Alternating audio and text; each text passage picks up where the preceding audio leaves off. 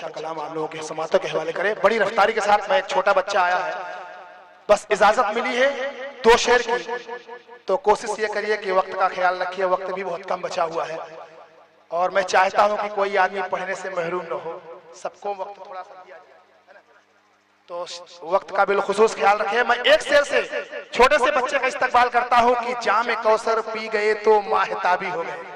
मचल के बोले मजमे से, या रसूल अल्लाह, जाम कौसर पी गए तो माहताबी हो गए, गम के मुरझाए हुए चेहरे गुलाबी हो गए, बू बकरो उमर उस्मान अली तन्हा बिलाल, आमना के लाल को देखा तो सहाबी,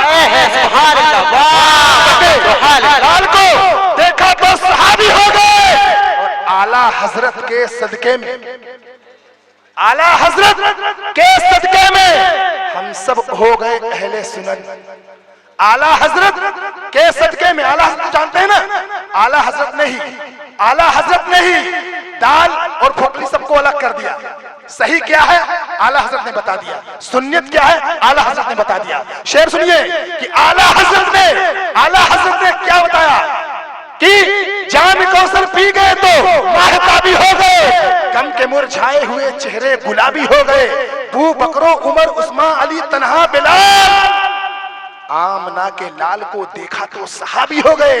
और आला हजरत के सदके में हम सब हो गए अहले सुनन। जितने कौवा खाने वाले सब वहाबी हो गए, जितने कौवा खाने वाले सब वहाबी हो गए।